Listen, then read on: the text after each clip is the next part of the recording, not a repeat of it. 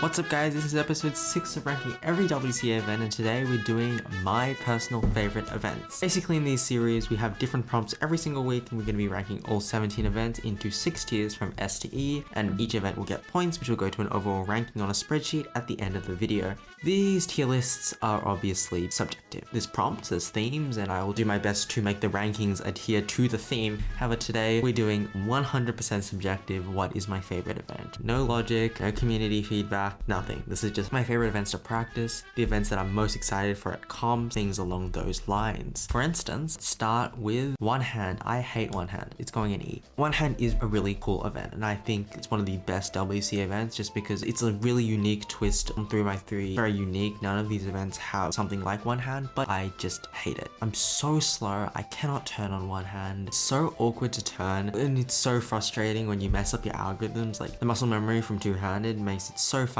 and then all of a sudden you get into one hand and you feel like you've forgotten half the OLLs. It's just painful in that way. I think if I practiced it more I'd like it, but it's definitely an event that I am not excited for in competition. Alright, what else do I really not like? I'm not a big cube guy, so I'm gonna have to put 6x6 and 7x7 in E tier, even lower than One Hand. One Hand is at least faster and less boring. I don't know why, but I am so bad at them. I'm so slow at them. I just don't have a good time solving them. Maybe because I'm slow. It's just, I don't think my attention span is this good for a 7x7. Like most of these other, it's really satisfying to solve. Pick the cube up, you solve it, you stop the timer. But these big cubes, it's just a marathon, and when I solve them, yes, it's satisfying, but then I go through my head, do I really want to do another solve of this? And the answer is absolutely not. Please give me tips of how to improve big cubes, because I really just don't know. Now let's go talk about my 3 favorite events. I don't know how much you guys know about me, but my absolute favorite event is clock. Yeah, you guys will probably dump water on me or something because of this. I don't know why I said that, but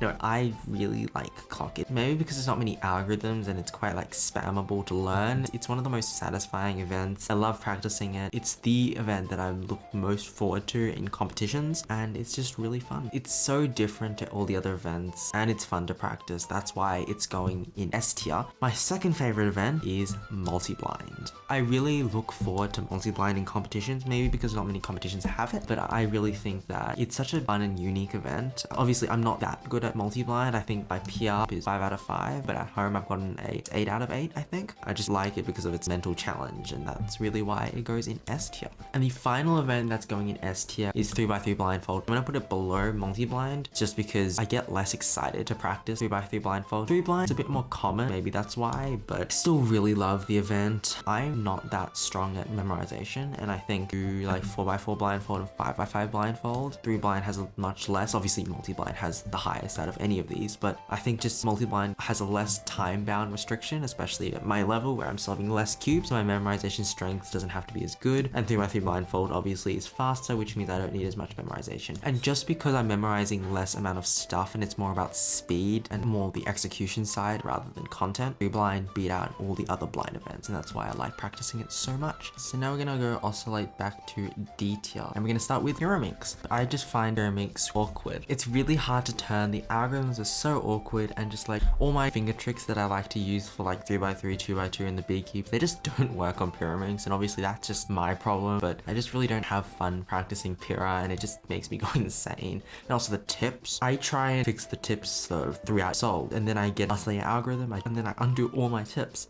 Next up in D tier, we have Megaminx, and I think I'm going to put Megaminx above Pyra. And Megaminx is kind of like the big cubes. There's too many pieces, and I'm not good at it, and it's too tiring. Basically the same reasons like 6x6 and 7x7. Megaminx is also kind of similar to Pyraminx. It's quite hard to turn. Unlike a cube, the 12 sides to me make a lot of finger tricks really awkward. The only reason it ranks higher than 6x6 and 7x7 is a bit shorter, firstly, and secondly, I think it's just a bit more fun. It's more unique than the other events. I also think that the hardware of Megaminx is slightly better to practice with, but I'd much rather compete in Megaminx in a competition than 6x6 or 7x7. I actually don't mind 5x5, and I kind of like practicing it. It's the biggest big cube that I would voluntarily practice. It's about the same speed as Megaminx, however it's less awkward to turn. The hardware is slightly better, or at least more satisfying to turn. I just like practicing it more. It's got elements of the big cubes that I like, a lot of intuition and that stuff, without the long times of big cubes. That's why I think I'm actually going to put it in C. I was originally going to put it in D, but C tier works for me. I'm also going to put 4x4 in C tier. I'm actually going to put 5x5 above 4x4, the odd number of pieces of a 5x5 just fits better. It's more satisfying to solve. You don't have to worry about parity, and you also don't have to worry about matching the colors of the centers. It takes a lot more brain power to solve 4x4, I think, and yeah.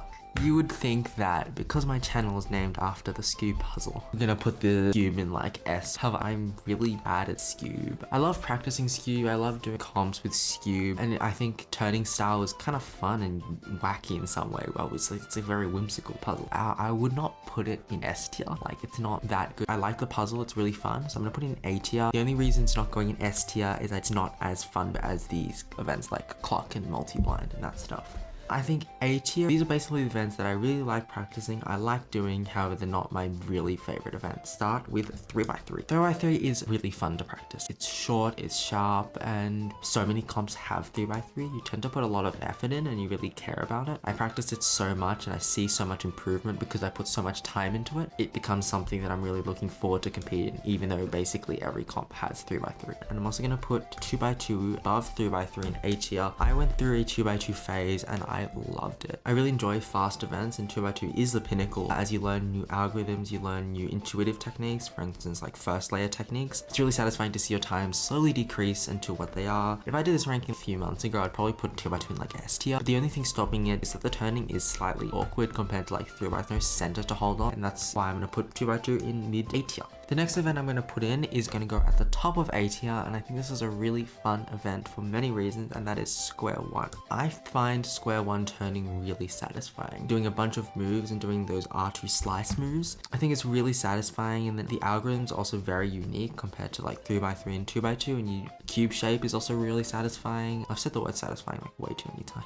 But no, there are so many parts of square one, basically everything I love. There is an argument that parity makes the event kind of bad, but in my opinion, parity algorithm is so satisfying. You can learn to do it so fast and it's actually useful. Not much more explanation.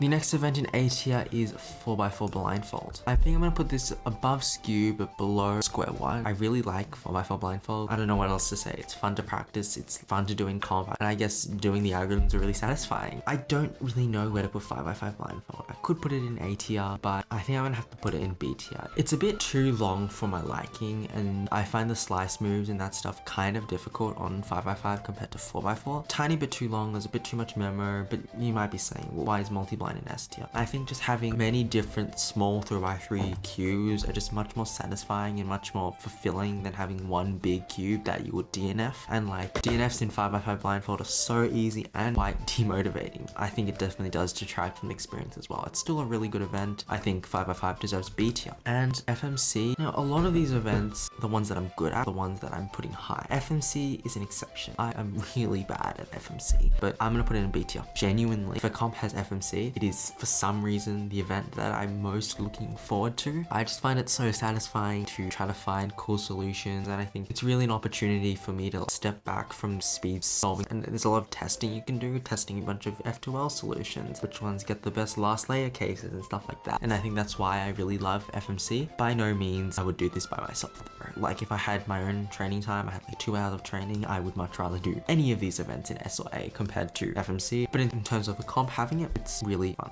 Alright, so now we've finished the tier list. Don't go away because we're now going to put this all into a spreadsheet and see the rankings for today.